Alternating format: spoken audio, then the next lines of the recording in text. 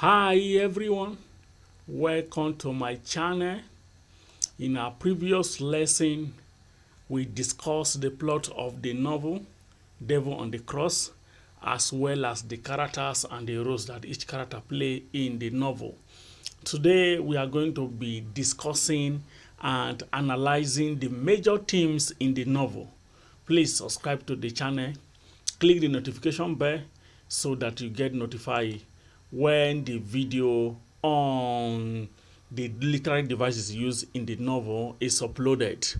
So today we are going to start with the first theme, the role of women in post-colonial Kenya society.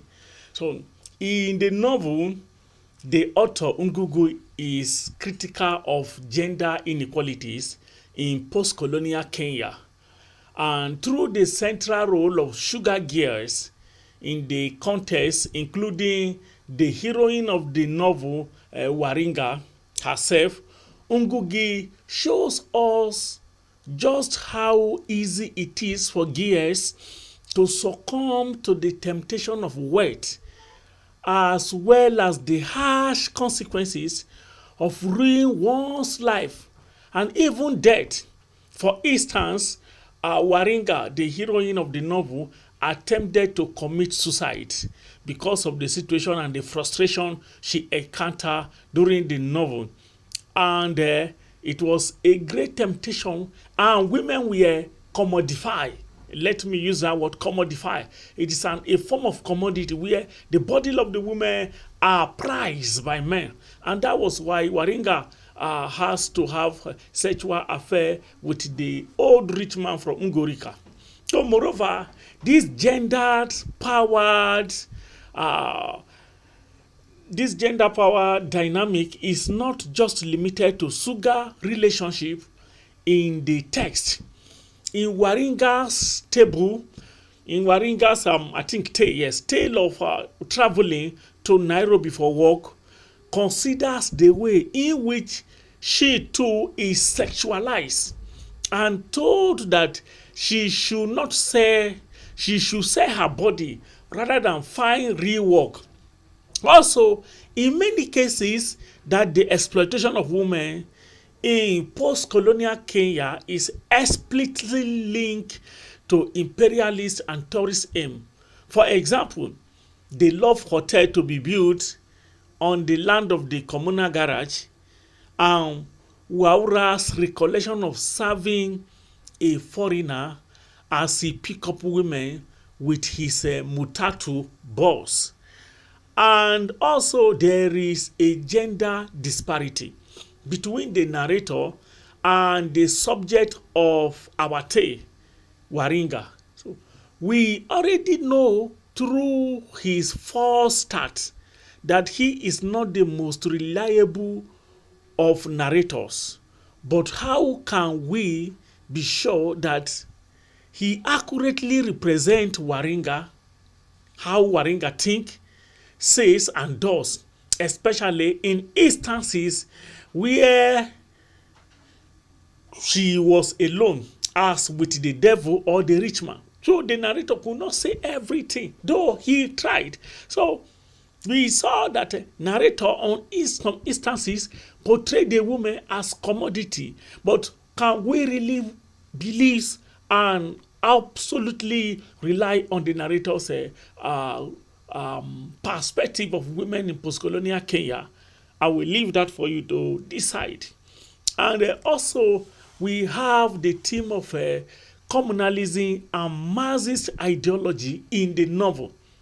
So the author is unequivocal in voicing his Marxist sympathy in the novel. So in terms of actual Marxist and communist thought, then we saw that the author is also unequivocal in his support and his belief in the restorative power of a workers' revolution.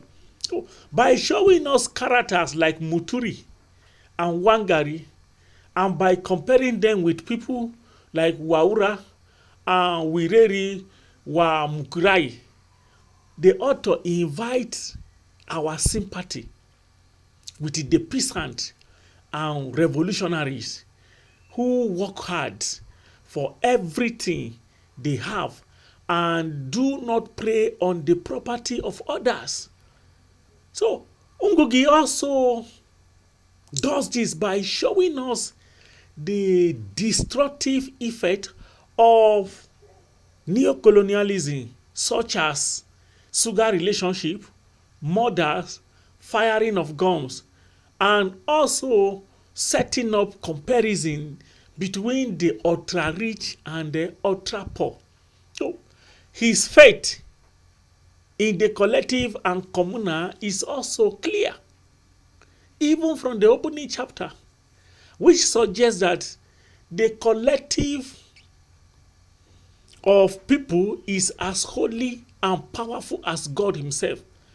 And in page 3 of my version of the novel, we say the voice of the people is the voice of God. So the collective and the communal kept down only by the deception of those at the top. Otherwise, they will easily free themselves and take revolutionary action as they turn from victim to hero, as Waringa does towards the end of the novel. And we can regard Waringa as a victor because he successfully put an end to the exploitation and corruption by killing the old rich man from Gurika. Also, another theme in the novel is that of instability and corruption. Perhaps more than anything else, the novel is a biting satire directed against the powers of neocolonialism, instability, and the corruption that is bred by a faulty process of decolonization. So, as Ngugi shows us through characters like Boss Kihara, the rich old man from Ngorika, and the local tycoons present at the Devil's Feast, that even after Kenyan native fought for the freedom during Mau Mau and expelled the white man after earning their independence, many black people are happy to work as the proxies of the white men behind the scene and giving up the appearances of self-rule, while actually exploiting local people in service of the foreign colonialists, former colonialists. So such corruption of the people against their own countrymen is not just morally wrong, it is in fact cannibalistic. And this is why the author links stories of neo-colonial exploitation and corruption to the stories told in the novel of man eating ogres, monsters, and witches, and indeed through details such as the parables of the talent, tycoon involvement in churches, and the devil's claim to Waringa that religion fosters complacency among the peasant, and since they believe they will be rewarded in the next life for humble servitude in life. Ngugi makes it clear that religion is not just tangentially involved in Kenyan neocolonialism, instability, and corruption, but rather play a central role in upholding and maintaining instability and corruption. And why the instability and corruption thrive in the post-colonial Kenyan society? Because the people have been indoctrinated into religion, especially Christian religion, and they believe that when somebody persecutes you and even exploits you, at the end of your life, you are going to be rewarded by God. And that was why instability and corruption took a deep toll in the post-colonial society of Kenya. Yeah. Another theme in the novel is that of money, evil, and good.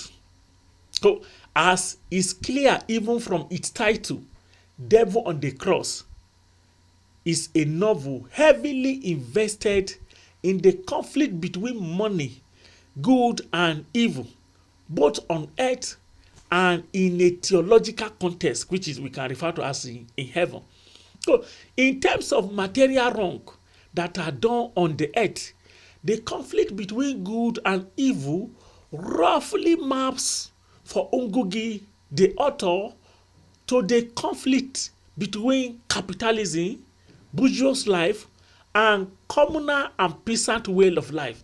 So, moreover, as one of the characters Muturi tells us in his stunning chapter 3 speech, good is not just the abstract force which drives people to love, but also the material result of that love in the world, which in turn sustains a community.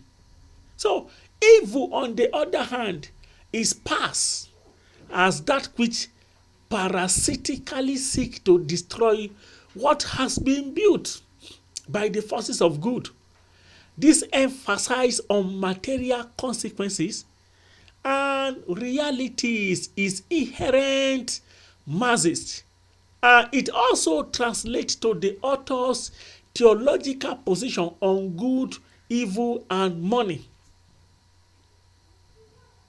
So in the text, it is important to note that Ngugi accepts the notion of good and evil, and doing so help us to recognize that we ourselves are responsible in this life for either creating sadness, good, evil, or joy. And it allows us also to recognize good and evil more easily in others.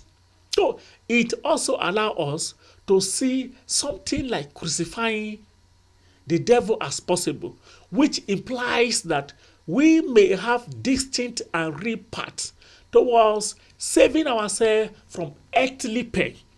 So there were a lot of evil there. Fornication or sugar daddy, sugar girl relationship is evil. The desire to get money was what prompted such evil. And what are good there? Like Waringa, who put an end to corruption symbolically by killing the old rich man from Gorika. That is also another act of good in the novel. So another theme in the novel is that of a local tradition and the culture of the people. So Ngugi's text is also remarkable. That is, Devil on the Cross is remarkable in its incorporation and also prioritization of local Kenya, especially the Gikuyu tradition and culture. And from the very beginning of the novel, for example, the Gikandi player informs us by performing a traditional oral art that Waringa's story is not one that is meant for foreign ears, and that the story, like the land itself, belongs to the people of Umarog. Despite this unauspicious opening, however, we do hear the story, and it is one that is jam-packed with local fables, songs, and other cultural allusions, from Gaturia's planned national composition and areas of study to the stories he hears from the old man Bahati in Nakuru to the Kamungoye ballad and several others. So, in prioritizing such sidebars and digression from the main text and in incorporating many different genres together in one text, the author Ngugi wa Thiong'o lays the groundwork for a literature that rejects Western narratology and perhaps provides a potential answer to the perennial question of what African literature truly is.